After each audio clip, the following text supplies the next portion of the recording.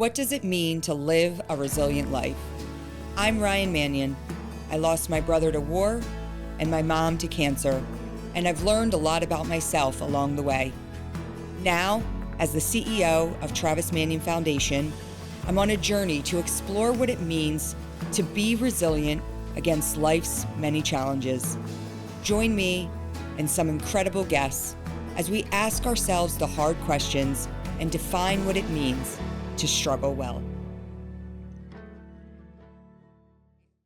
All right, we're back with another episode of the Resilient Life podcast. I have Nate Boyer with us today in studio. Thanks for making the trip all the way from Austin. Yep. Yeah, Austin to Doylestown. Yeah. What do you think of Doylestown? I haven't experienced only at night. I haven't seen it in the daylight yet. Yeah. I mean, it's daylight now, but we haven't really gone through. But I had a good time. I mean, the cheesesteak was okay. I know, guys. We took Nate. Don't say the place. You can't. I won't say the place. Again, you're in Doylestown. All right, you're not in Philly, but they were having the cheesesteak special at a local bar in town, and cheesesteak. I said Nate got the cheesesteak, and I knew as soon as it landed in front of you, it wasn't going to hit. So the beer was cold. The beer was cold. The beer was cold and good. Cheesesteak not so good. But we're happy to have you here. And, you know, we were just chatting before. I think the first time we met was at Army Navy. Is that correct? Probably. Yeah. I think so. Yeah. And I know I've been to several of your tailgates, but I feel like I met you. I've been aware of Travis Manion Foundation for years before I met you, or had been to one of the Army Navy tailgates or anything like that. But I feel like we'd met. I don't know. I don't actually know, but I feel like it was pre-COVID. It's been a bit, I think. Maybe pre-COVID, but listen, we meet a lot of people at Army Navy. For sure. It's a good time. Yep. And Navy got the win this year, so that was an even better time.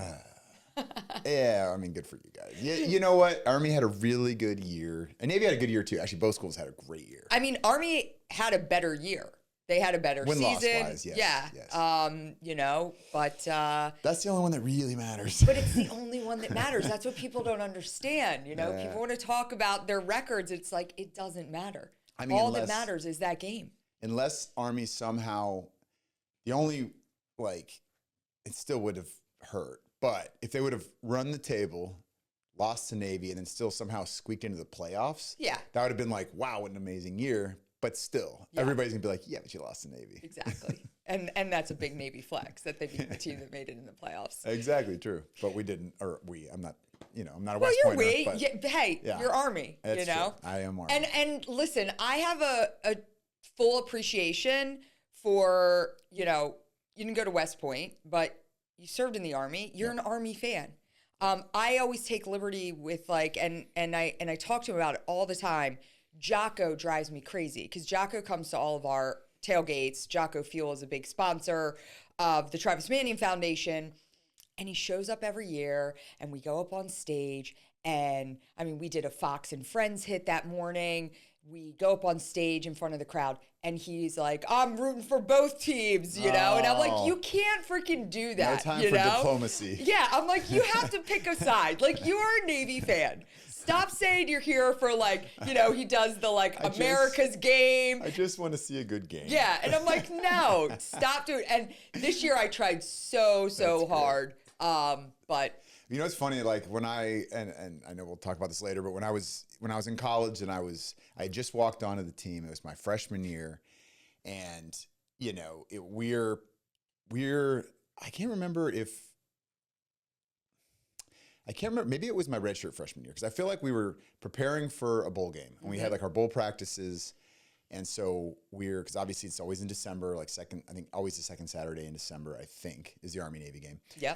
It's the last game of the year before the bowl games, and we're in team meetings, and I was a defensive back at the time, so I'm sitting there with the safeties and the cornerbacks, and we're going through PowerPoint stuff, and I never played safety or cornerback. I couldn't get on the field, so I'm in the meeting, but I don't really need to be there. We're not watching game tape of me.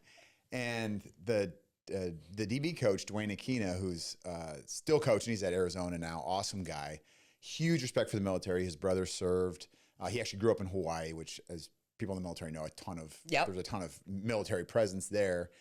And, he played football in college at University of Washington, went back and coached in Hawaii, just always around places where there was a lot of vets, right? And a lot of active duty. So he's like, it's always at the front of his mind.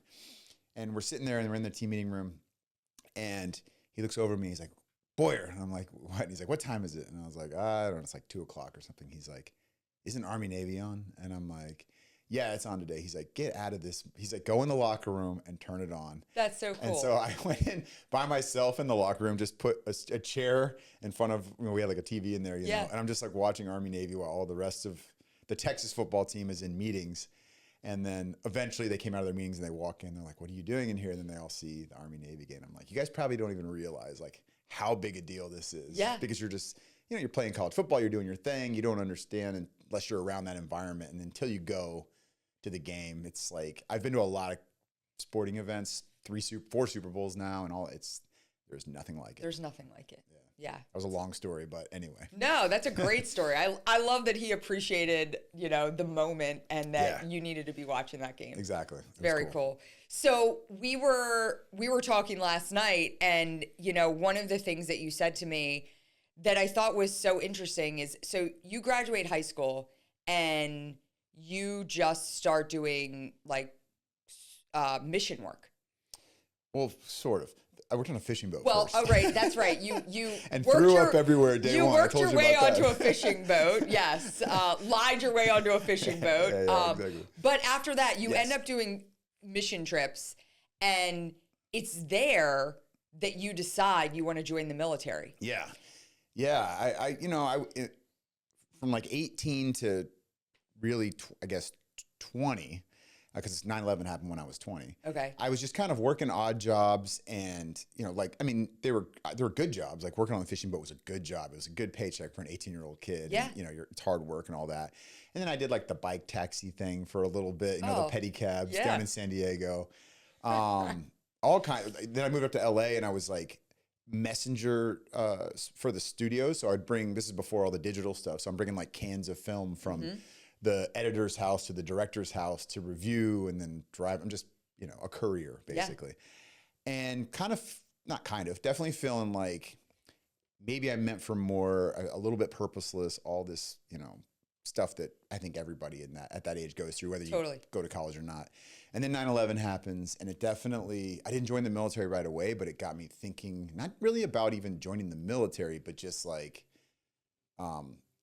how big the world is, how many problems exist in the world, how lucky I am to be born where I was and have the opportunities that I had. And, not that grew up rich or had any money at the time. I mean, I was living in and out of my car and all that, but it's still a pretty good life. Yeah. You know what I mean? And I hadn't done much to earn that. And then, I started to read more and kind of research more. And I was like, man, there's a lot going on in the world. A lot of people hurting, a lot of just misfortune, and people also didn't choose that. They're just kind of born into that as well. And so it eventually led me to doing some relief work, specifically in the Darfur, which... So but how do you get involved in that? Like as an 18, 19-year-old kid, it's like, I want to do more. Like I didn't even really start traveling and doing that until after 9/11. So I was now like 21, 22, getting into but still, yes, I'm with you. And that was one of the biggest hangups when I was trying to get on with like Child Fund and Catholic Relief Services and Doctors Without Borders, all these organizations, which obviously I'm not a doctor, right? But I wanted to assist, and I knew there was a need. You could see it, and I'm reading about it in magazine articles and research, but they were, just like any job, where it becomes such a big thing. There's so much bureaucracy. There's like, well, you don't have a degree, you don't have any special skills, like blah blah blah, and I'm like, I mean, I understand, correct. Like, I'm not a doctor, and I'm not going to be able to do certain things, but there's got to be manual labor type jobs. I've done construction. I've done all kinds of things. I've been on a fishing boat. Yeah, I can fish. Yeah. Like, what do you need? But yeah, but they still were like, we appreciate it. It's just not that simple. And I was like, dang, because one of the articles I was reading about, when I was reading specifically about what was going on in Sudan and just the mass genocide and like these camps, these refugee camps being overfilled with people. Yeah. Like they just needed bodies. They needed manual labor. They needed help building the campsites and, setting up some type of, I don't want to say like full on septic systems, but like there's a lot of ditch digging to do and like figuring out how is this place that was just an empty, swath of dirt now going to be like housing essentially thousands, if not 100,000 of people. And, you need people to do that stuff. And not that the local people can't, but a lot of them, like, they're just trying to get by. And like, I'm doing okay. Like, I'll be all right. And I was like, well, look, I'll fly myself over there. Like, I'm not asking for a scholarship or anything like that. And they were just like, yeah, it's not that simple. I kept getting that answer. And I was like, it cannot be that complicated though. Yeah. So what I ended up doing is just flying myself over and figuring it out when I got there, which was not bright, but. So you just booked a plane ticket to Sudan at the AAA travel agency, when we used to, before you booked it on the internet. That is actually wild. Yeah, it was wild. It was wild. What do your parents say when you say, I'm going to Sudan? Yeah. I'm not attached to any organization. I'm just going over there. That was a tough conversation. I remember having that conversation. My sister was actually in college. She was going to Cal Poly, doing the right thing. Yeah. And I love my sister. She's freaking awesome. But like, I'm the kid, I'm the oldest, and it's like my little brother's, getting ready to go to Penn eventually. And and I'm doing this. I'm like, I don't know what I'm doing. And, both my parents, of course, like I'm not a parent, so I can't relate fully to this, but I could feel, that energy. And I know enough parents to know like the first thing you're going to do is be like, what did I do wrong? I mean, I am a parent, and if my child told me they went to AAA and got a ticket to Sudan to just go help, I'd say, you're not freaking doing that. Like, it's not happening. They can't stop me at that age. What are you going to do? But yeah, I mean, I think they were probably worried about me a bit before that anyway, because I was all over the place. Like, not really, I didn't know how to focus. I had a lot of energy and passion, but didn't know how to focus that energy and passion. I mean, you were clearly a little lost trying to find. For sure. Yeah. For sure. And I was, nothing wrong with partying. I love to party, but I was partying a lot. Yeah. And I was just kind of, just no plan. Yeah. You know what I mean? No real plan. And this was, for me, it was like, well, at least this is something that's not necessarily serving me. I mean, maybe it will be in some element because of course, we all want to feel like we're making a difference. And so that does serve you in some way. But, they certainly, I remember my mom said, well, like, what do you have, a death wish? Yeah. Like, that's literally what she said. And I was like, no, I don't have a death wish, but I need this, I think. I just feel drawn to it. I don't know what it is. I'm just going to go. I'll figure it out. And okay, so this was going to be like a really quick part of what I wanted to talk to you about. But now that I know that you just randomly bought a plane ticket to Sudan, it's gotten way more interesting for me. So you land into Sudan. Yeah. And then what do you do? Well, in Chad, the neighboring country. Right. But still, yes. I landed in the capital of Chad. I wasn't with an organization, so I didn't have the documentation to get me to where the camps are, which are on the Sudanese border, essentially in the Darfur. But I knew where I needed to go. I did enough research to know how to get there. And the only way really to get there was to be on a UN flight, which you can't just like, get on one. You can't buy a ticket. Yeah. But you can talk your way onto one, turns out, because that's what I did. And look, there was nobody else there. First of all, looked like me. Not that should be like a pass, but I think there was just an assumption from the people there that like, well, what else would he be doing here? You're clearly in some official capacity. Yeah, you're some like 21-year-old white boy from California, exactly. Yeah. Like, get on the plane, let's go. He must be like here. And it's not like nobody's trying to get out there. They're trying to get away from there. Right. You know what I mean? It's next to the war zone. Like, yeah. So it just, I don't know. I mean, I didn't have the paperwork, and I just kind of talked to the guy and was like, yeah, I lied again, just like the fishing boat, this is what I did, right? And it was from a good place, and it was just like, yeah, I said something along the lines of, I got robbed in Paris, and they took my papers, and this is all I have, and you got on that plane? And there was empty seat on the plane, and he just let me get on it, and so I flew out there to where the camps were, and then once I was there, and I just told people, was like, hey, just use me. I'm here. Like, I got my mosquito net and my little pillow, and my malaria pills and my change of boxer shorts and socks. Like I got what I need, just like I'll sleep on the ground. I don't care. And I did. I mean, I think there was a mat, but they not only like allowed me to help, they like put me to work, which I appreciated. And then once you're there, it's like everybody's, except for the doctors who are actually doctoring. The rest of us, we're just doing what needs to be done. Right. You're playing with kids a lot of the time because there's tons of these kids that are just abandoned. I mean, they're if their mothers are still with them. Most of the men were either killed or off fighting. A lot of the mothers had been killed as well, and they'd seen horrible things happen to their mothers. In front of just awful. I mean, you can imagine. And then their villages burned to the ground, and now they're just like smiling because they have a soccer ball today. And you're just like, geez, dude, it's crazy. I went to Guatemala 7 or 8 years ago, and we were in a really tribal part of the country. We were rebuilding a home. We were building a home in the jungle for a family that lived under a tarp, and I brought a Polaroid camera with me. Somebody had said, cool. You should bring a Polaroid camera, give the kids pictures. There's going to be a lot of kids there. And so it started with just like the family, and they had like 8 kids, and I'm like, oh, let me take your picture. And they were like blown away, right? Yeah. Because they lived in the jungle. They had no access to they didn't even know what they looked like.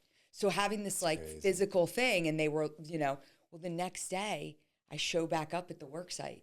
There's like 100 kids, and they're all in freaking line because they all want a picture. Did you have enough? I had brought enough film, and that was the one thing I did. I'm like, I don't know if I'm going to use all of this, but I had the film. I didn't have enough that day, but I kept, I was bringing it back.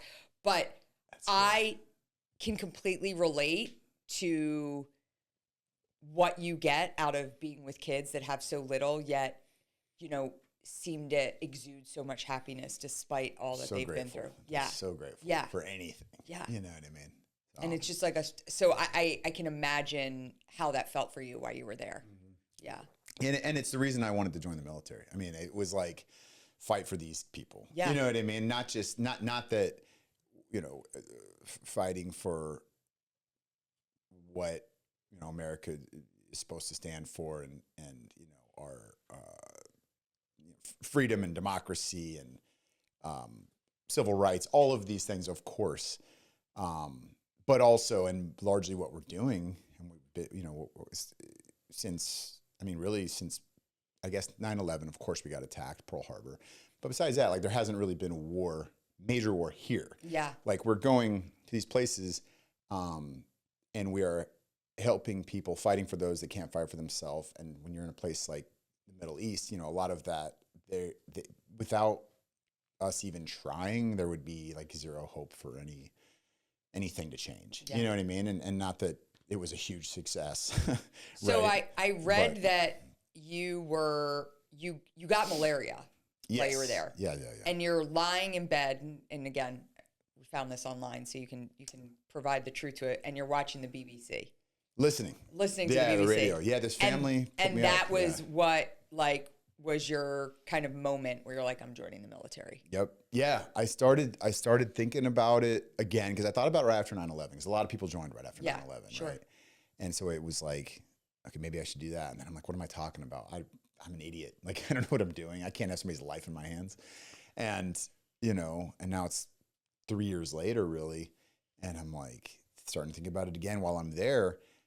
But the same voice in my head is just like, yeah, dude, but you're not that guy, and you didn't grow up shooting guns, and you're not going to be good at that. Yeah. You know what I mean?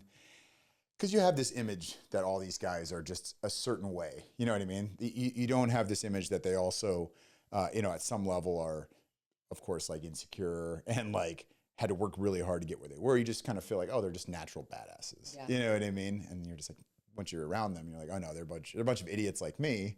They just made a decision and dedicated their life to this, and they're, the brotherhood and all that stuff. And it just kind of, you become this. Yeah. But you don't know what you don't know. And so, yeah, I got malaria. This family, local family who didn't have anything, put me up, and they had, it was a mud hut.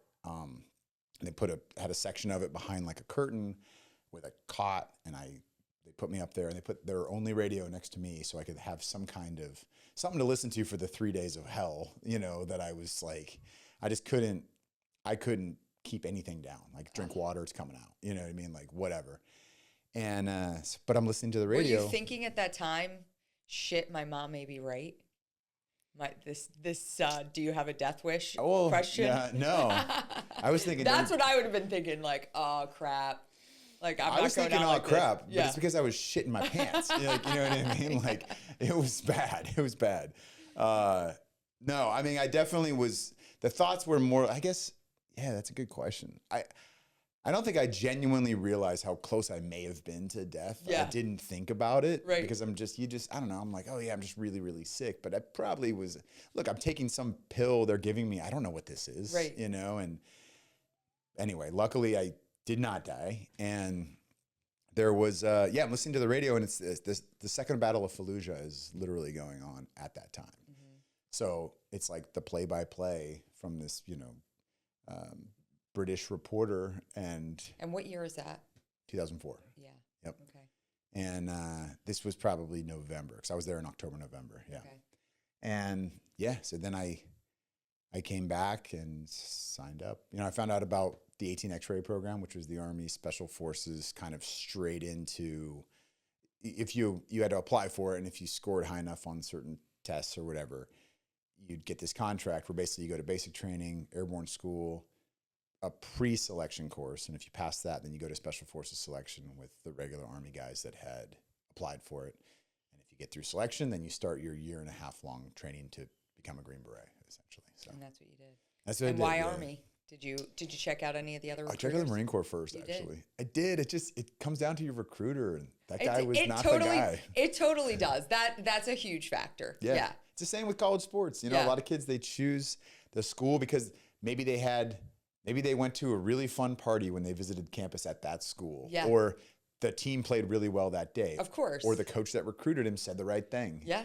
And in this case, the Marine Corps recruiter said all the wrong things. I don't even remember what he said, but I just walked out of there and was like, ugh. Yeah. I'm like, dang it, what the heck? And then I found out about the 18 X-ray program. And it was actually perfect because it led me to do more research instead of just like go sign up without thinking about what I actually want to do. And when I found out about what the Army Special Forces actually did, like there's a humanitarian element to that work. Unconventional warfare means a lot of different things, but by and large, all of our missions are alongside indigenous forces, and we do everything by, with, and through those people, Yep. And so they become your brothers in arms as well, and you train with them and fight alongside them, and and the interpreters as well. I know we were talking about that last night. Like you'd done some work helping some of the Terps get over here. Yeah. When Afghanistan was falling. So it's like you develop those friendships and all of that as well. But anyway, I when I found out about that, I was like, that's for me. So then I went to the Army recruiter knowing what I wanted. So he's like doing the same thing. He's like, well, what about this? And I'm like, no. I know this program. I want this. Yeah. I don't want anything else. Don't sell me on your stuff. I went through this over there across the street. Yeah. You know what I mean? Been there, done that. Yeah. Let's go. Yeah. Okay, so you go through, obviously you make it through all these selection processes and you end up as a Green Beret. When's the first time you're deploying? My first deployment wasn't until till early 08. Oh, wow. Yeah, it was And late. was that Iraq or Afghanistan? Iraq. Okay. Yep. Yeah, I went, so I went through the course. I graduated end of 06, beginning of 07. And then I went to Okinawa first. Oh. So I was stationed in Okinawa, yeah. Do you know it? So here's what I know about Okinawa. That reaction was great. I had the Sergeant Major of the Marine Corps here. Okay. And he has many times told me that the best place, the best duty station you get as a Marine is Okinawa. Our COO, Josh Jabin, was a 20-year Marine, and first place he got stationed was Okinawa, and he's like, I would have lived there forever. He loved it. And my daughter, my middle child, who's 16, she wants to join the Marine Corps just for the opportunity to live in Okinawa. And I'm like, well, it's not guaranteed that's where you're going to get stationed. So Right. I have an affinity to Okinawa. Never been there, but. No, it was cool. I mean, I did get a bit of island fever, to be completely honest. Did you? Okay. And I was only there for 7 months. Okay. But I was ready to go Yeah. after 7 months. And it was gorgeous, and the people were super nice. The food was great. It was cool. It would have been, I think I would have enjoyed it more if say I'd been on, some like back-to-back rotations. Yeah. And I'm just like, I'm ready to not be back at Fort Bragg or wherever Right. I was. And then it's like, okay, you're going to Okinawa for a year or two or whatever. I'd be like, this is amazing. You know what I mean? But it was like, I was still, I was in my mid-20s now. And you I'm hadn't by been myself. anywhere yet. And I hadn't been anywhere. Yeah, Yeah. I wanted to go. That's why I joined Yeah. to go do that. So eventually got over there. So you're over in Iraq in early 2008. Mm-hmm. Okay. Yep. That's For like 10 months. right after the surge. Yeah. So like where we were based in Najaf, which is like the Shiite holy city, it's kind of right near Babylon where like the Tigris and Euphrates meet. It's the biggest cemetery in the world is there. Oh, wow. And there was a very famous battle in '07 right before we got there. I believe 4 Marines were killed in the battle. I think it might have been called the Battle of Najaf, but it was in the cemetery, which was wild. Was where the battle was. Yeah, Wow. yeah. And so after that, we get there, and there is, working with provincial government and all that. It's obviously complicated and oftentimes a lot of corruption, and like you're just trying to figure it out. But there had been agreements, as far as staying out of that area, understandably, like it's a sacred place. Yeah. But when that happens, then of course a lot of bad guys come to that place because they're like, well, the other bad guy, the bad guys to us will not be here because they're not allowed. So this is a good place for us to mass, you know what I mean? And like reconsolidate and maybe start training and start operating again and conducting our activities. So like it became this sort of hotbed for that. And so the first few months of us being there was very slow because they were like, no, you can't do anything. And then when intelligence told us that you need to be doing something here because it's becoming a safe haven for everybody, it became a pretty busy deployment. Yeah. Yeah. But So today, I didn't even actually realize it until I woke up and I saw that Travis Manion Foundation had put up a reel that today marked 22 years since, was it 22 years? Get me, yes. Okay, Tom's saying yes. Since today, 22 years ago, was the start of the Iraq War. Okay. Yeah. Wow. And What is it? Is it the 19th today? what is today? Is today the 19th? March 19th, 2003 then. Wow. Okay. Yeah. Wild. And That's crazy. That's so yeah, wild. and I was like, wow, Yeah. and I just, I'd love to kind of get your reflection on, obviously for me, I think about it because, they put up a great reel. Our social team does such a great job. And it was like, 4,500 service members didn't make it back. And, I just think about the fact that my brother was one of them, that didn't make it back. And then all of the men and women that suffered injuries over there. And, I always am very reflective on, when it comes to like anniversary dates, whether it's something like this or, I've many times seen people try to like politicize days like this. Oh, yeah. Where it's like, oh, all for nothing. And I'm like, you can't fucking say that. Like, and I think about the 4,500 other families that hear somebody say like, yeah, what a waste. And I'm like, God, and it's like, have that conversation any other day than today. Yeah. Like, how about we just like use days like this to be thankful and grateful that we have men and women that are willing to step up and answer, what their country asks them to do, regardless of the politics involved, regardless of, the way we're going to analyze these wars for many, many years to come. You know what I mean? Yeah, I completely agree. I think there's also, even amongst very educated people, the way it's presented is like we went to both of those places, you know, Iraq and Afghanistan and elsewhere now.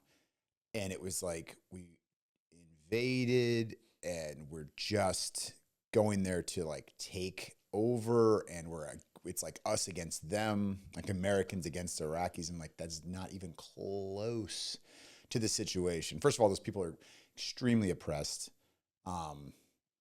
Women and children extremely oppressed. Yeah. You know what I mean? And so if you like actually want to talk about it and really analyze the intentions, especially the intentions of the service members who don't have a lot of say in what the mission is, they're doing the best that they can with a really hard situation, then you just don't care. You just don't understand it. And that's on you, but you shouldn't be talking about it if you really don't understand it, because it is unfair. Yeah. You know, so my brother was on a MIT team, so he was embedded with the Iraqi army. Mm-hmm.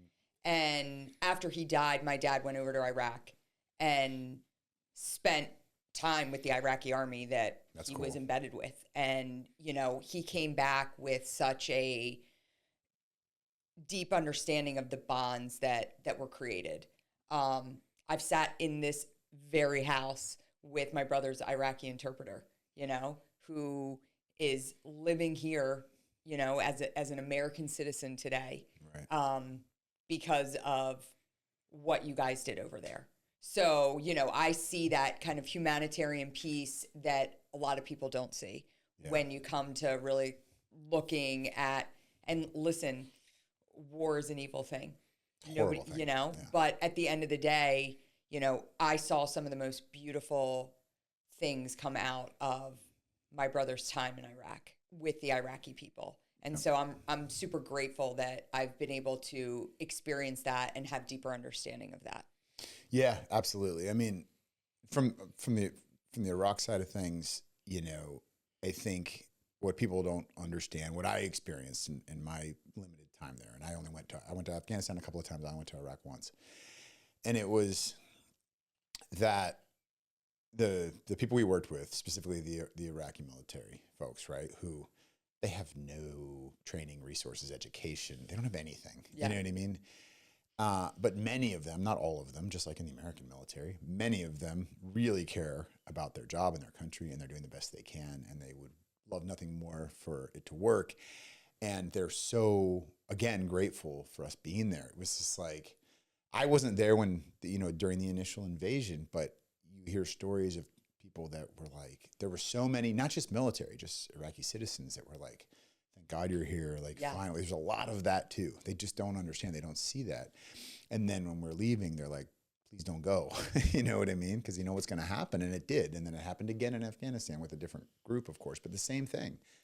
And so it's way worse in Afghanistan. Yeah. Well, I don't know. I mean, ISIS is pretty bad too, you know? No, I know, but let's not get into the Afghanistan thing. Okay. Well, what I was going to say, and this is about Afghanistan, but not about the fall of it. This was about my last rotation there was in 2014. Mm-hmm. And it's right before we sort of transitioned fully into train, advise, assist, you know. So this was kind of the last, they called it the last commando mission. We were operating at Camp Moorhead with the Afghan commandos and the Afghan special forces. And we were making a somewhat significant impact in the region, and like it was good, you know. And the last big firefight I was in, the most significant loss of a service member in my career was of an Afghan service member. I was their captain. Oh, wow. And it was just a few feet away from me when he got hit, and he got shot in the neck. And two Americans, our team sergeant and our commo guy, not one of our medics, because they wasn't near him when this happened. They were the first there. They started treating him in the open before they had cover, because he was shot in the neck and it was not looking good, right? They did everything they could, and then they drug him behind cover. And I'm on the I'm trying to provide cover fire from the tailgate of the Humvee while this is all going on, and I'm like, but I'm also kind of watching out of the corner of my eye, and they're just like doing everything they can, but you could just see like it's not, he's gone. Yeah. And so then hours later, the battle subsides or whatever, and the A-10s come in and do their thing, and we are able to call for medevac, and because we had I think we had a couple walking wounded too, but the medevac bird comes in and it lands, and I'm still sitting there on the back of that turret, the back of that Humvee, on the, just providing security. We're not in a gunfight anymore.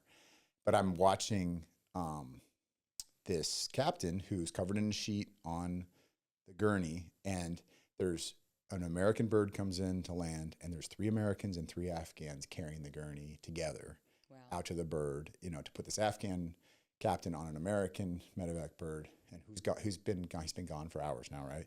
But still doing this, and you just see the bonds, and then the bird takes off, and the guys are leaving the field, like the LZ, and this one Afghan enlisted guy just like falls to his knees and starts like bawling. I mean, this was like his brother, his friend, his leader. It was just like, wow, seeing that, because that's the side of it you just never see. It's not reported. It's hard to see that anyway, hard to capture that. But like, unless you're there, you just don't understand.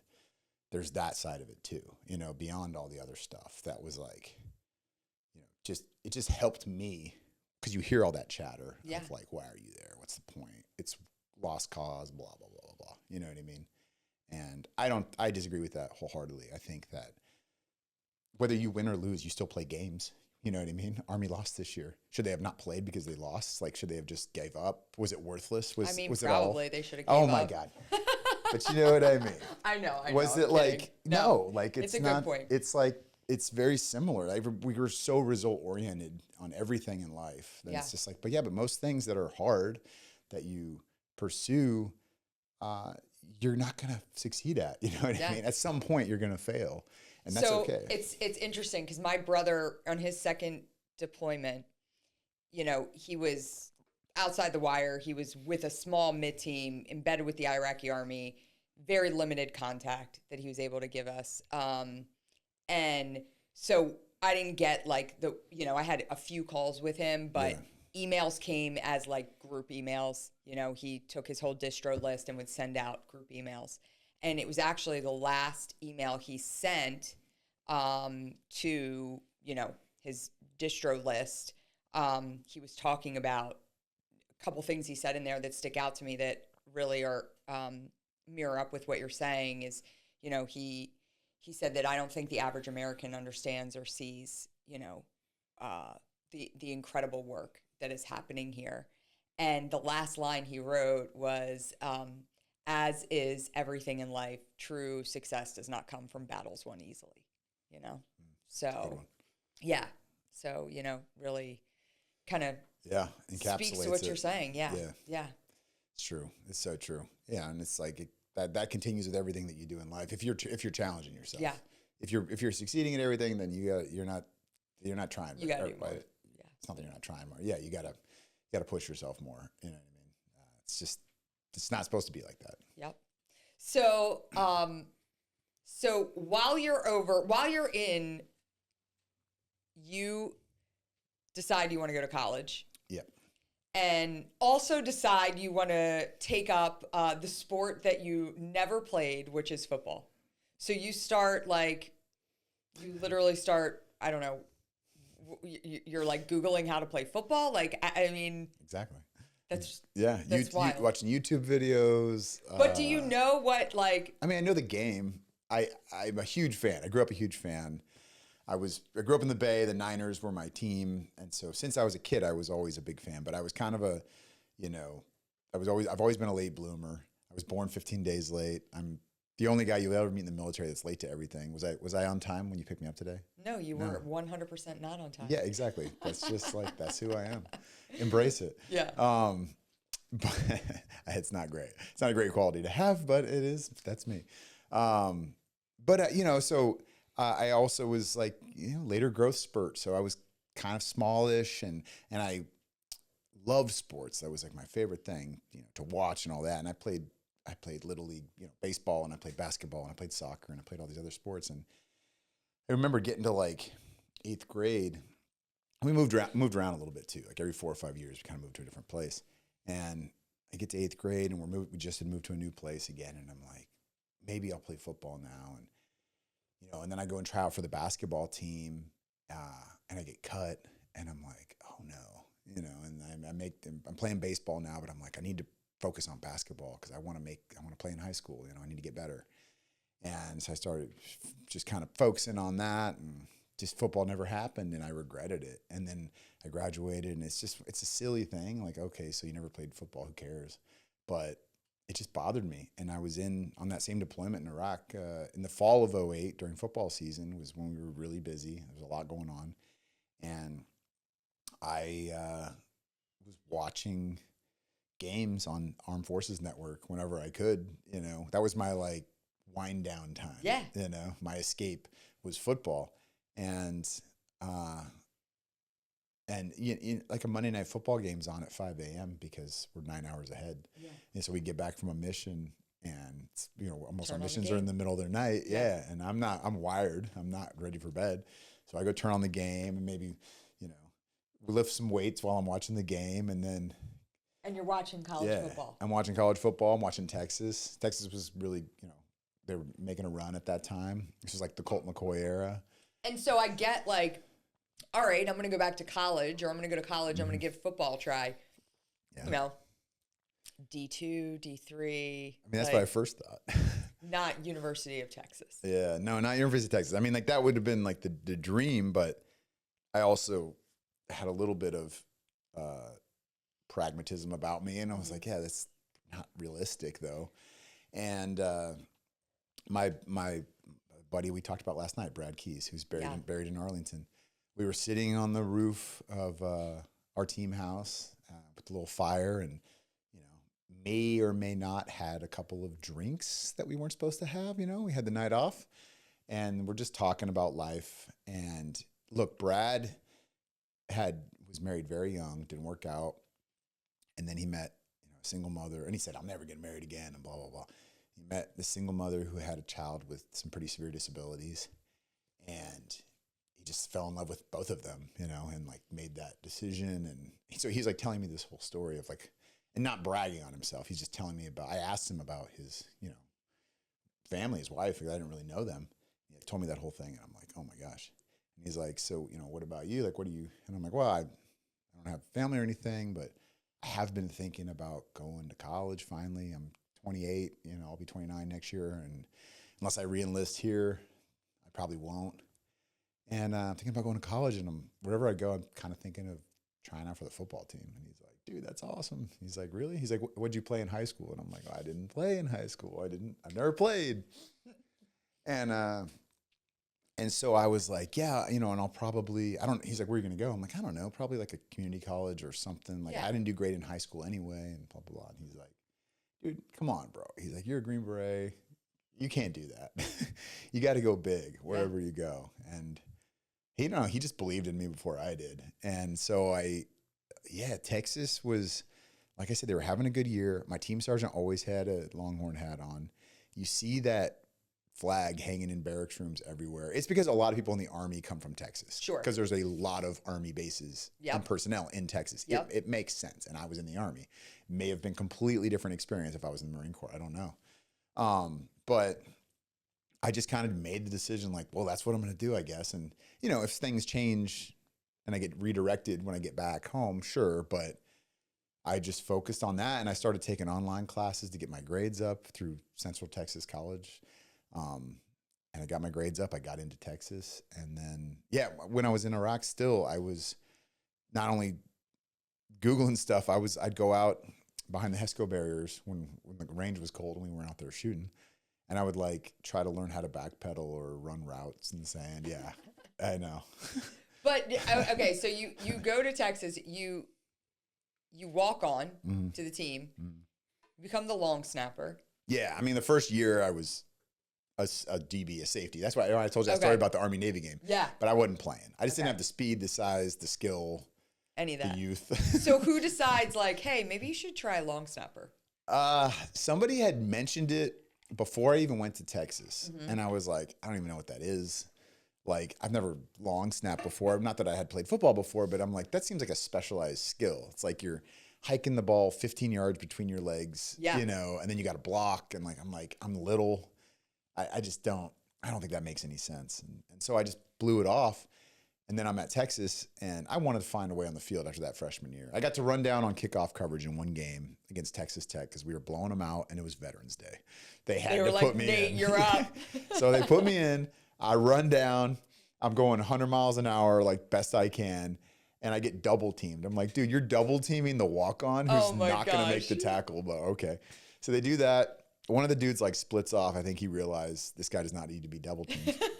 And the other guy was like a big dude. So he was top heavy, and I could feel his weight like a little off center.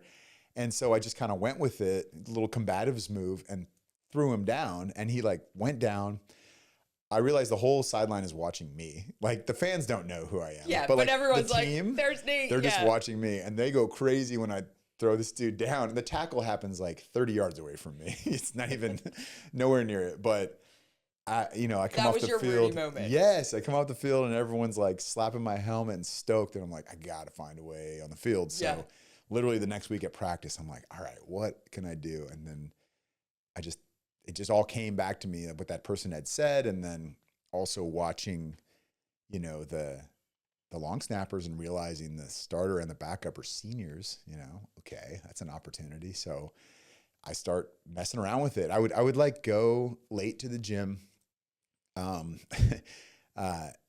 go into the locker room and then sneak into the gym and they had like a weighted football in there. Yeah. So I was like warming up with that. And then I was trying to figure out the spiral. I didn't want anybody to watch me or be around because I didn't know what I was doing. You wanted to see, can I actually do this? Yeah. I'm not going to like announce it. Hey, I'm going to do this now. And then I suck at it. But so for like 2 months, I just practice. And then that summer I got to play, I was going to Afghanistan in the summers. I was in the Guard. Right.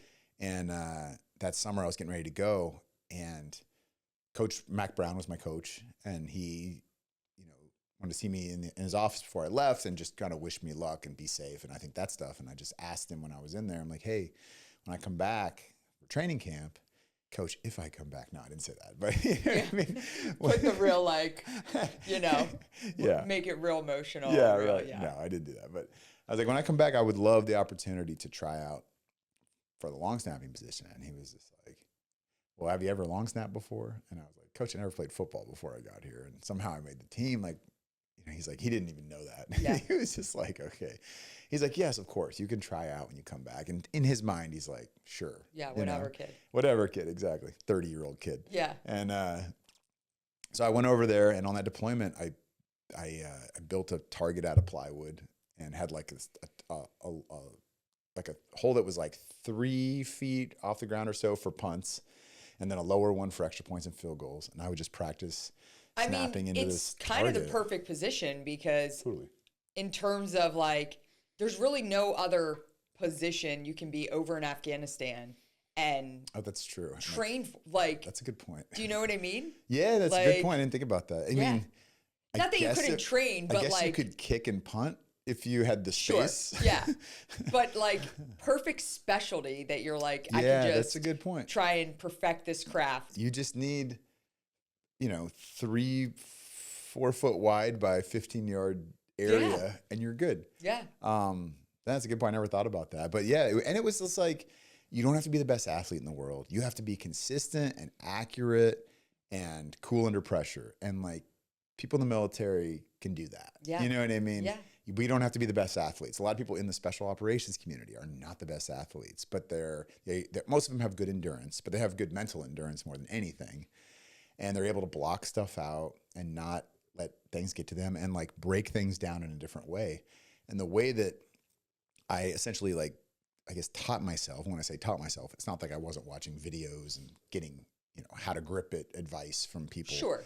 But I didn't have a coach, And it was the same way I was taught to shoot a pistol when I was going through some of the special operations training, It was stance first, and then it was how are you gripping it? And then we took it out of our holster 1,000 times from there to here before we ever put our finger on the trigger, and then much less put a round in it and fired the damn thing. Right. So you just do so much of that everything becomes such muscle memory that when in the moment, the last thing you want to be thinking about is any of that stuff. It's you know exactly where this thing is, exactly, it's it happens in an instant, you know, with all the chaos going on. So it's the same on the football field.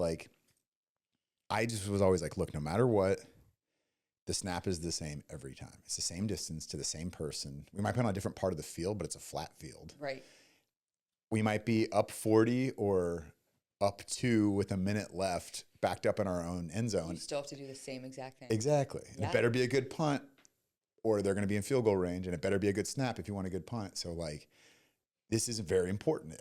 All these moments are important, but it's the same every time. So it's like, get over the ball. Don't worry about the moment anymore. Grip it, get your stance, find your target, listen for the snap count, let it rip, and as soon as it's out of your hands, then find something to block and it's just piece by piece, And then you go on to start 3 years at the University of Texas as long snapper. That's pretty cool. Yeah, it was very cool. Yeah. It was awesome. And so following that, are you're getting like this idea that maybe I could do this in the NFL? And you're what, 34 years old? 30? Yeah, I was 33 my senior year, and then we played our bowl game, got our asses kicked. Are you going out, like, let's just backtrack. I know you told me a little bit last night about, like, some stuff, but, like, are you like, you're 33 years old. Are you, like, partying with the team after the game? Like, you haven't been to Austin, Texas yet. I haven't. I told you that. Of course I'm partying. Okay. And yes, I'm with the team. I stopped going to frat parties my sophomore year. I mean, it's just like, yeah. When I was 31. Okay. And I'm like, this is just, like, I I'm can't too do this old for anymore. this. I'm way too old for this. And the reason I realized that was, you go to those things and then you're having a great time. And maybe some of the people there know who you are and realize, oh, yeah, he's the guy that was in the military. This makes sense because he certainly looks older.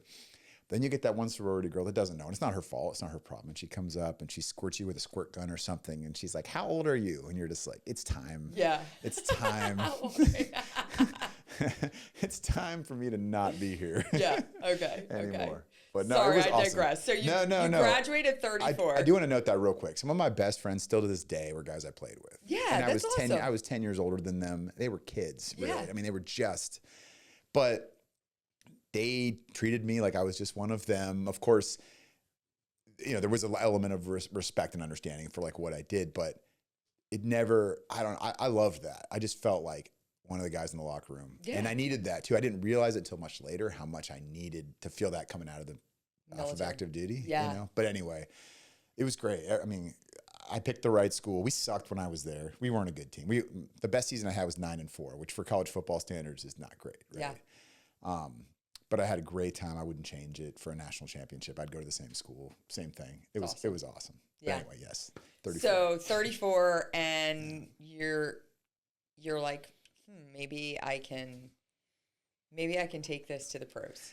Yeah, I mean, I've always been since I was very young, just a dreamer, big daydreamer. You know, like I will space out for a long time, and my mom would be like, "What are you doing? Why are you like I'm dreaming of going to why are you shaking your hands and like walking around in circles?" I'm probably a little on the spectrum, and that's totally all good. But it was always because I was just dreaming about something, and I've always been like that. And there's value in that certainly, but if you don't execute it, do something about it. Yeah, do something. It's just as Shia LaBeouf says, you just let your dreams be dreams. And anyway. So yeah, I'm 30, turning 34, and I got a call to play in this senior all-star game in Charleston at the Citadel, which was super cool. That's cool. It was the Medal of Honor Bowl. So I think they only were around for 2 or 3 seasons, but they've got, the Senior Bowl's the big one where like the first and second round draft picks will go play in that one. And they go out there for the week, and I understood that all the scouts and GMs and, personnel from NFL teams would be there meeting these people and evaluating talent. I didn't think they'd go to the Medal of Honor Bowl too, right? Which was like the 3rd or 4th biggest one. But I got asked to be the long snapper for one of the teams, and I was like, yeah, that sounds fun. I've never been to Charleston. Actually, I had been to Charleston once, and I was like, yeah, this is a good time. I'm in. Yeah, Charleston's great. But I've never been to the Citadel. And yeah, it was just like, I went out there, it was a great time. But at every practice during the week, they had scouts there, and then they had a night or an afternoon or whatever it was where they had an opportunity to sit down with the players and like interview them. And I'm like, well, surely nobody's going to sit down with me. Like I was a little bigger than now, but not taller. You know what I mean? And not younger. Well, yes, younger, but you know what I mean. I was 34. Like I was like, this is the oldest. This is old in the league. Very old in the league. Very old. But I had 4 scouts from 4 different teams meet with me and talk to me, and were like, look, because you're a long snapper, like long snapper and kicker are probably the only 2, maybe punter, right? The only positions that you would have any chance being this late of a rookie. Yeah, to get an opportunity. Because it's a special, as a specialist, it's different. But you're good at it. You're gonna have to put some weight on, and they told me I needed to put on like 30 or 40 pounds, because I played in college at like 185 to 195, like not very big. And the NFL long snappers, like the typical ones, like 6'3", 250. Like they're big boys. I say I'm 5'11". I'm not. I'm like 5'10", a quarter or something. But I was like, all right, sure. Challenge accepted. So I started eating like crazy that week and continued that. And then the draft rolls around. I got all the way up to, I think I was like 219 or something by draft day. Yeah. And I know I'm not going to get drafted, but I'm just hoping to get an invite to a rookie mini camp at a minimum. And as soon as the draft ends, my phone starts ringing, and I got a call from the St. Louis Rams and the Seattle Seahawks. And I really appreciated the call from the Rams. Don't get me wrong. But they were 4-12 the year before. And they were already talking about moving to LA. And, I called my dad. I called my agent. I called a buddy, and I had a couple friends there with me. And all of them were like, you're crazy if you don't go to Seattle. Like they had been to back-to-back Super Bowls. They lost to the Pats on the Malcolm Butler pick. Oh yeah. Just before that. And the year before that, they beat the Broncos. Mm-hmm. So it's Richard Sherman, Russell Wilson, Marshawn Lynch. Yep. Like it's the hot team. Yeah. It's cool. And they're like, dude, you don't know how long this is going to last. It might last a week. Like, go to Seattle. Yeah. You know what I mean? And so I felt like I didn't have a choice. And they were right. And also I thought about Brad. And Brad would have said the same thing. He's like, dude, go big. You're going to have way less of a shot to make it in Seattle, but like you're crazy if you don't. Yeah. Go big, exactly. So and Pete Carroll called, like the coach, calls me personally and was like, hey, it really, and I'm like, okay, yes, coach, I'm in. He recruited, he was the right recruiter. Good recruiter. Yeah, he was a good recruiter. So, but he also told me the truth. He was like, the odds are not good, but I love guys with a chip on their shoulder, and I know your story. And I was like, cool. That's all I needed to hear. Like the honest truth, the reality. So I went up there, and it lasted longer than a week. I was there for almost 5 months, and got to play in the preseason before I eventually did get cut. But got to play in a game, which was amazing. That's awesome. It was so cool. I'm warming up before the game, and we're playing the Broncos, who won the Super Bowl that year. That was Peyton Manning's last year. Okay. And he's standing there at midfield, like warming up, and I'm not even thinking about it because I'm nervous. Pregame I was always nervous, even at Texas, whatever. I was able to focus when the moment happened, but you just get those jitters until the game starts, and then you kind of settle in. And I'm like warming up, snapping, just trying to like get my lock in. Yeah, lock in. And I like look up and like look over, and Peyton Manning's like standing right next to me, like warming up. I'm like, this is crazy. Yeah. Like enjoy this, dude. And I did, thank God, I did enjoy it because it was the only one I got to do. But I remember sitting in the locker room before the game, and the equipment manager comes up, and he asked if I wanted to lead the team out of the tunnel with the flag, because I got to do that. I did that in college for every game, and it was obviously an honor. At Texas, their history with it, and a lot of schools do it, but their history with it was they had another player named Ahmad Hall who had served early on in the war. I think he was in the National Guard, but he did deploy, and he was a fullback, and then he went on and he played for several years with the Titans in the NFL. Okay. But he would come out with the flag, right, when he played. And then they didn't have a vet for 20 years, or not 20 years, when I say 10 years or whatever it was. But they would always have a family member of one. So if anybody had a family member that served or was serving, and they rotated it, right? Yeah. But then once I was there, they're like, well, this guy's actually in. Yeah. So like you get to do it every game. Up. Yeah, you're up.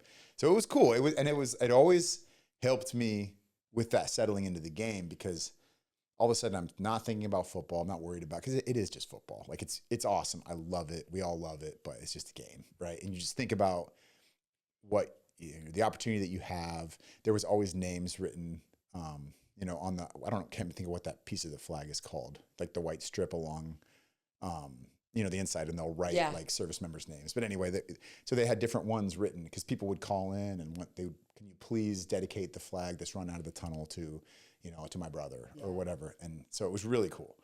And so then you're just like, okay, this is way more important than the game. This moment is actually the most important part. So don't drop the flag, don't trip, don't run into a cheerleader, there's all the smoke that comes out. Like, you gotta focus in, and then go do it. And then you settle into the game. And now I'm getting to do it in Seattle. And, I run out there and then go over to the sideline and getting ready. And, in college, we're still in the locker room when they play the anthem. The players aren't on the field. Right. Versus the NFL, obviously. Everybody knows that now. Yes. Yes, we do. And so I'm standing on the sideline and the anthem starts playing. And I just started thinking about Brad and thinking about, people that were still fighting, people that were coming home and not feeling like they belonged, or like that they just struggling with that transition, I think, and not feeling like the confidence and maybe belief in their self, or whatever it was that I did to just go for it, not feeling that thing, hurt. I also think you probably, I would imagine at that Seahawks game, obviously at Texas too, but you're out at this point, and there has to be a little bit of what you represent to the military community. Yeah. Do you know what I mean? Yeah, a responsibility. Yeah, sure. Yeah. And so I'm all this stuff's running through my head. I'm not even playing till the second half, thank God, because I was a bit of an emotional wreck, because I started crying during the song and during the anthem. And then I get done, and all these players like Earl Thomas and Marshawn and Richard Sherman, they come up and they're hugging me. You know what I mean? It was really cool. Yeah. It was a really cool moment that I don't think is captured anywhere, but there's certainly photographs of me crying on the sideline. That's captured, but not the cooler moments. But it was special. And then 3 days later, I got cut. But you had your moment. I had my moment. Yeah. It was awesome. Yeah, I was very grateful. I mean, that's the way. It's a business, and every week in the preseason they make massive cuts. They get down to a certain 53 players, and I get it, and I did the best that I could. And but you have to look back just grateful for the opportunity. Totally, right? And it's just like we were talking about, same thing. I lost the war. You know what I mean? Yeah. I ultimately, or whatever you want to say, but I don't regret any of that, and I still made an impact, I think, in people. I hope certainly made an impact on myself, and brought me to a place where I believe I can do anything now. If I focus on it and commit to it and do the work. Yeah, it's all possible. But you also some of the things you've talked about is you went from the military to Texas to the Seahawks, and then all of a sudden every uniform you'd ever worn had been taken off. Yeah. And that's a lot, that obviously from the service aspect of it, that's the reason the Travis Manion Foundation exists, because we fully understand that loss of identity that comes when you guys take off the uniform. Yep. And there's a very similar concept with professional athletes too, because you look at kind of the average life cycle of a service member, those that are not making it their full career. Yep. And professional athletes, again, are typically retiring when you decided to pursue. Yeah. So you're not even midway through life, and all of a sudden everything you knew, your identity is stripped away. Yep.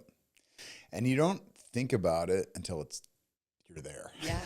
And it's hard, because as much as I know at MVP we do, and I'm sure at Travis Manion Foundation, you're trying to find ways to let people know before they lose a uniform that you're you're going to feel this. Yeah. Yeah. And some of them maybe prepare for, I didn't. And I think a lot of people don't, because you feel like if I think about that though, I'm not going to focus on my job. Right. And I'm not going to be the best warrior I need to be. I also think just through conversations, even if you talk about it a lot, you don't get it until it's happening. Right. You know what I mean? Like Totally. you can say, hey, listen, get ready for this. Like you can go through the TAP program and they can try to prepare you for some of the things that you're going to be dealing with, like mentally outside of, the other things that you have to take care of, like putting food on the table, taking care of your family, having a good job. But it's like, hey, but until it's happening, there's only so much preparation you can do for a feeling that you're going to ultimately have.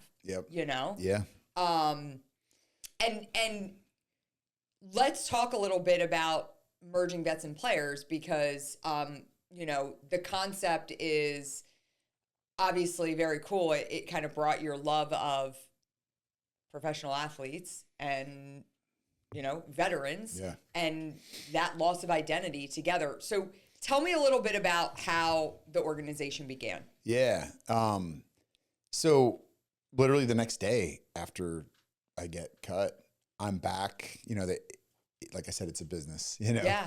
They don't want to make anything awkward, so there's no real goodbyes. Yeah, you don't get a farewell party. No, everybody goes to the team meeting, and you go the redirected by somebody, and they say, "Hey, your flight's in 3 hours," or whatever. Yeah. It's just the way it is, And they're very nice about it. And actually, the GM, John Schneider, came and told me personally, which a lot of times they don't do. Yeah. Because he really respected me, and he was like, it broke his heart when he was walking up to me. It was like, did you know?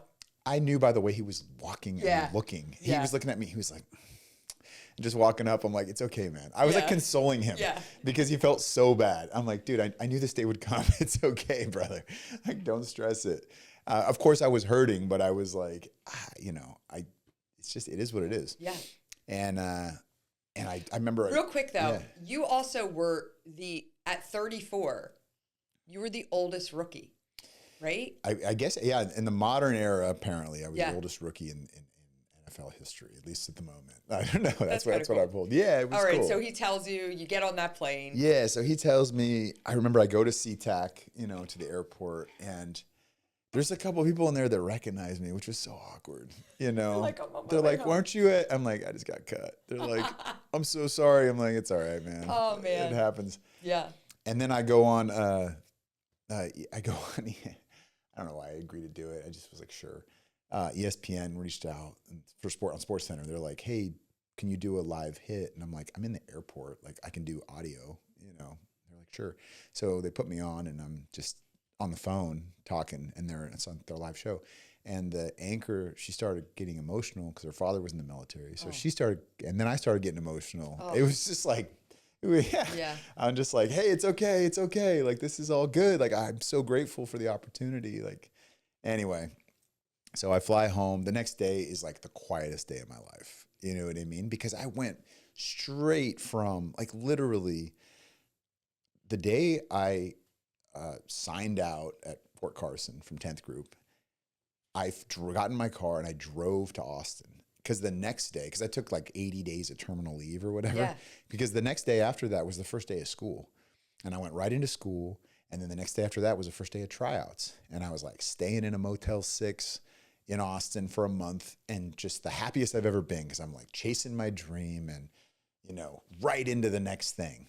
And then I made the team. So I never had that quiet moment. You never stopped. Never stopped. Yeah. I always had the uniform and the team and the locker. And now you're like, oh shit, I have no plan. Nothing. And yeah, exactly. I'm like, maybe another team will call. And then, people are honest with me, like my agent. He's like, maybe, but you are 34. And this was a pretty damn good run. Like, just don't, I hope. I'm working on it. And they had I had one more workout with the team and another call with another team, but nothing happened. Yeah. And I'm just like, kind of sitting in that place. And I went back to LA because when I finished at Texas, after I played in that senior all-star game, and I had to put that weight on, I also had to finish my master's degree. So I came out to LA and I did an internship with Peter Berg at Film 44, learning about the film industry, because it was another interest of mine that I wanted to get into later.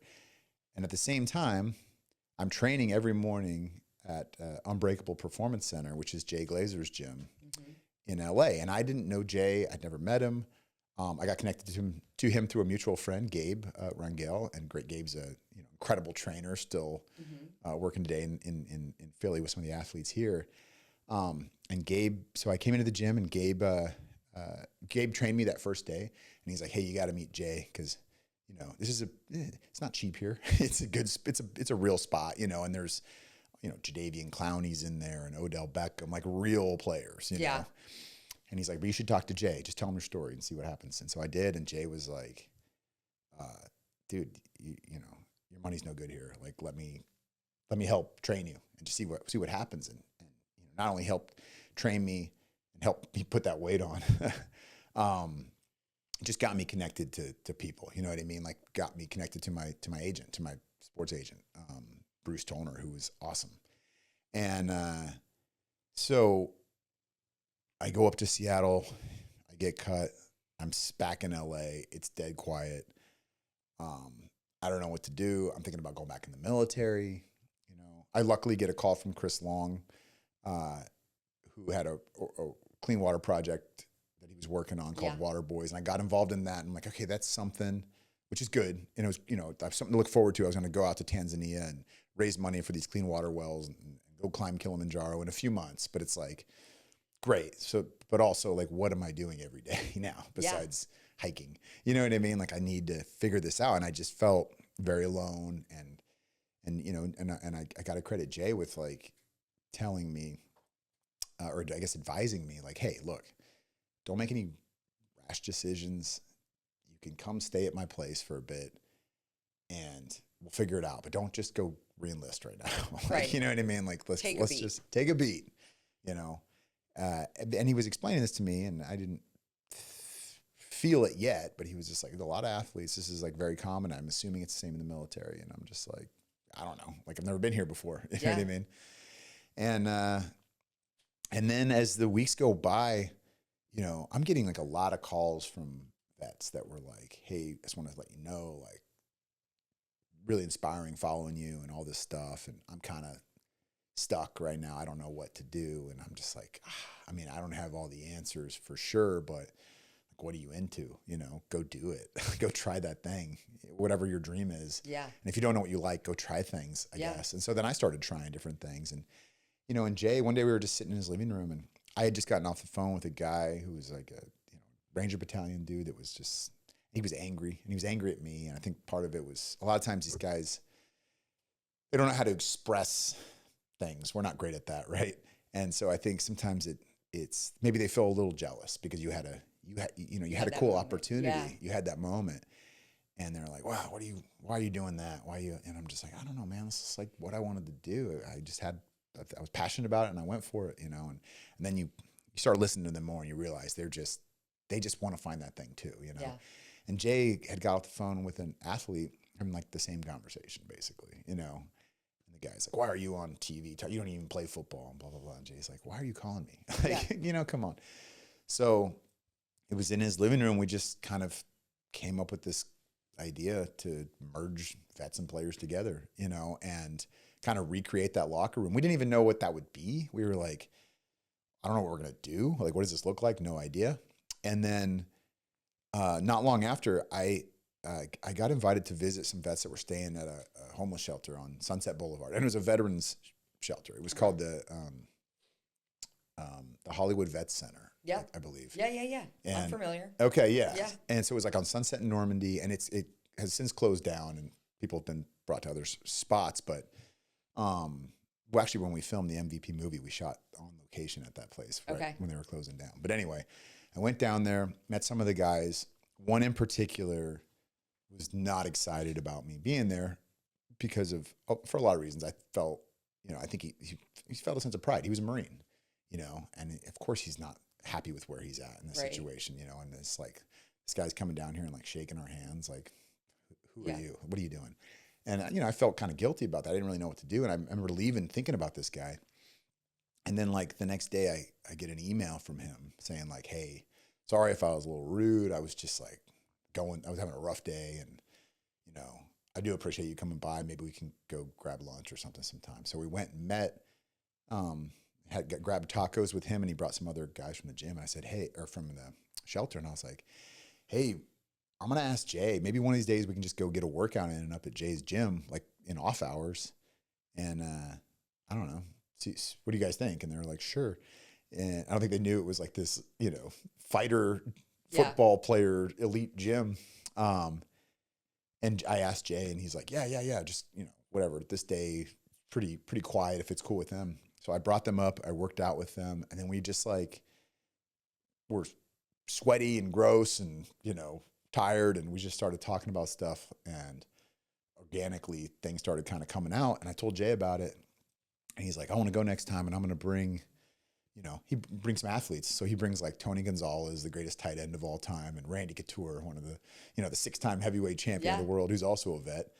And we worked out again as a group, and then we just huddled up afterwards. And it was like, that was what we were going to do for MVP. I mean, that was 9 years ago. And now that's like, we've got, ironically, 9 chapters around the country. And on a weekly basis, we meet up in the gym. We train for 30, 45 minutes, nothing crazy, just get a good sweat in. And then we just hang out, talk.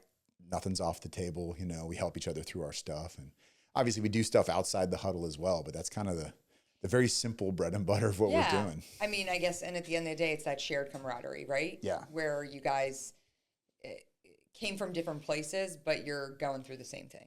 And there's like a big mutual respect. Like sure. Vets, not all of them, but me and a lot of them, like athletes were our heroes growing up, we'd look up to these guys. And the athletes, they always want to pick a vet's brain. Like, how do you get through deployment? How do you not become complacent? Like, tell me about your training. Like that, they want to hear these stories because they gravitate towards those challenges as well. You know what I mean? And it's just, you just do get each other. Both the careers end super young. Yeah. On average, like your 20s, 30s, you're out. And you feel like you've peaked and you'll never be great again. And you'll never have that team and that, just that like passion for something, a reason to get up every day. Yeah. And I think, again, it's about like creating that community, Totally. And so that's what we do at TMF. That's what you guys are doing. It's good stuff. It's great stuff. Yeah. All right. So what's next? You're wearing your 8 Primal shirt. Yes. You've got a new beef company. Yeah. We're doing no bullshit. No bullshit. That's right. See, I got it. Yeah, exactly. No antibiotics, no hormones, no bullshit. Yeah. It's based in Texas. We started with just beef. We're actually doing pork and chicken now too. Nice. But it's all local, family-owned farm. One farm. All the animals are born, bred, butchered, packed, and shipped from the same place. That's what is really special about it. Obviously, the fact that it's veteran-owned, and we are giving back to MVP with every order. But yeah, it's just subscription to your door. There's other companies out there that do this already, but what I learned from you, and we won't say the other companies, but some of these other, I mean, you think you're ordering beef to be delivered to your door, it's coming from the cow on that farm to your door. Right. Some of it's like coming from all over the world. All over the world. And that's the same with grocery stores. I mean, well, yeah, exactly. I'll go to the grocery store and buy my beef, Yeah. Like, why am I going to subscribe? So yeah. But the grocery store, it's like exactly. I mean, you don't know where it's coming from. And, even some of the terminology of like, free range, these things are loose terms, and there's ways around. Listen, it's grass-fed, free range. I've gotten into some deep conversations about that. I was telling you with my friend who runs Colorado Craft Beef. Yeah. It sounds like a really cool company. She's done a lot of educating for me. So, exactly. It's important though. I mean, it's important for health reasons, but also like if you really want to support the American farmer and do this, like you've got to be able to, challenge these companies. They need to be able to show you where this stuff's coming from. Totally. So what else is next for you outside of 8 Primal? You're working on a documentary right now. Yes. Can we talk about that? Yeah, of course. Of course. So, the first movie I directed was MVP. It's a scripted movie, and it's about the genesis, basically what I just kind of told you about, of how Merging Vets and Players started. And now I'm working on an an 80th anniversary D-Day documentary. So the 80th was in June of last year. Went out there, like this thing came together, you know, days before we left. All of a sudden we had this person that was like, hey, I'll throw down a few grand to get y'all flights and rent some equipment and fly out there and film what you can at this 80th anniversary. So for us, we were like, well, we don't even know what this story's going to be yet, but at a minimum, it's going to be really cool B-roll. Yeah, you know? we got to capture some footage. Yeah, exactly. I mean, it was amazing. Like just all the ceremonies out there and the amount of, you know, there's a couple hundred of these World War II vets out there, and many of them landed on those beaches, you know, and awesome. Or jumped in, and getting to meet these guys and then sit down with them. And, you know, one in particular that we met out there is Steve Melnikoff, who lives in Baltimore by himself and still cuts his own grass and drives. And he's 105 years old. Wow. It's insane. Amazing. You know, and sharp as a tack and just remembers everything. And it's just like, also no bullshit. And so once we met him, I started letting him just tell his story. And he's just like straight to camera. You know, he was kind of helping us craft, this is how we're going to do this, because he was so engaging.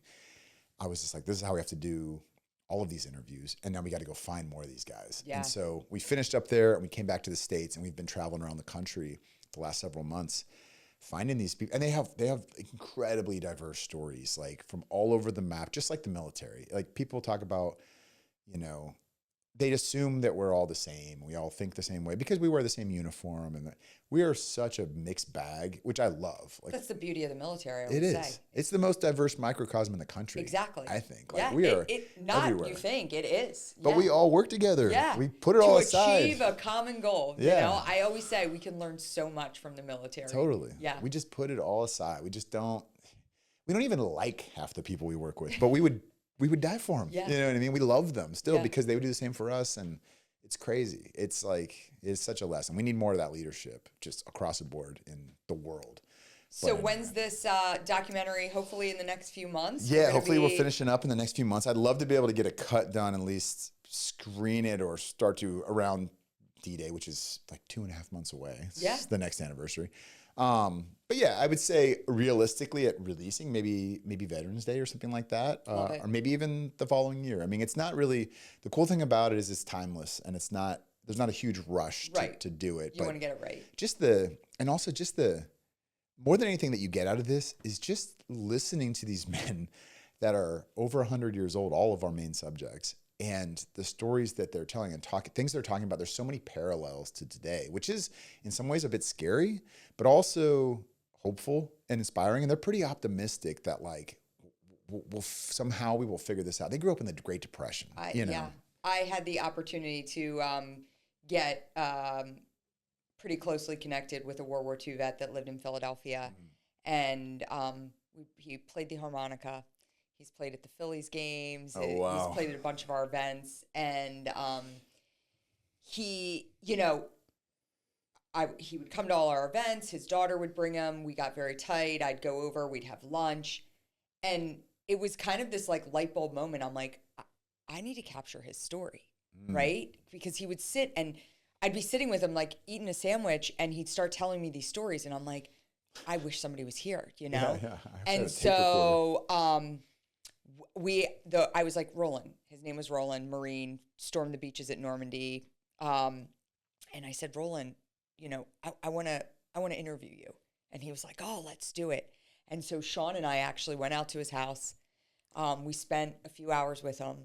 He died a month later. Oh, man. And I'll never forget his daughter saying, thank you so much, because these stories that he told, we never heard them before. Some of the stories he told, we were dying. Sean knows.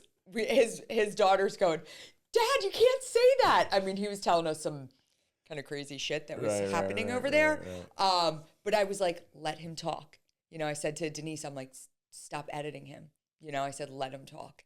And I just feel so incredibly grateful that I was able to do that, and I didn't wait, and that his kids, you know, and his grandkids, and you know, his great grandkids, and in perpetuity, like have that of him, because you know he died at 103 years old, and they never had that. So I totally can relate to you capturing these stories, and I think it's awesome, and I think that our country needs these stories. Yeah. And like you said, they're totally timeless. So it's good stuff. That's so cool you did that. Yeah. And yeah, if we don't do it, look, the history books will talk about it, sure. But it's so much more powerful coming from these people. 100%. You know what I mean? Like firsthand accounts, you can't, there's no way to replicate that. Yeah. This guy, Roland was 17, you know, lied about his age. So he was that classic tale, you know, it's good stuff. Yeah. Nate, you've had like, you know, I mean, from Sudan to the NFL, like, and everything in between, like, it's a pretty cool story. Appreciate it. Yeah. We're just getting started. Getting started, right? Yeah. So thank you for being on here today. Thank you for being a part of this and sharing your story, and hoping we can do more. I know TMF and MVP, we've done some stuff together. So, you know, we'll continue. We've got the Manion WOD coming up. That could be a good thing for your chapters. Okay. So, you know, maybe when is it? Well, we typically run it at the end of April. So Travis's anniversary is April 29th. Okay. But maybe that could be like That's my niece's birthday too, actually. Is it? Yeah, okay. yeah. So maybe that could be like the workout. Yeah. For your chapters. Yeah. And we'll get them going on a nice heavy leg workout. That would be awesome. Yeah. It's heavy legs. We're leg heavy here. It's well, this particular workout is 7 rounds, 29 back squats at 135 pounds, and a 400-meter run. Okay. So 7 times. Yeah. So it's pretty heavy on the legs. Yeah. It is. That's awesome, though. Yeah. Okay. Cool. Stuff. All right, Nate. Thank you so much. Thank you, Ryan. I appreciate it. Yeah.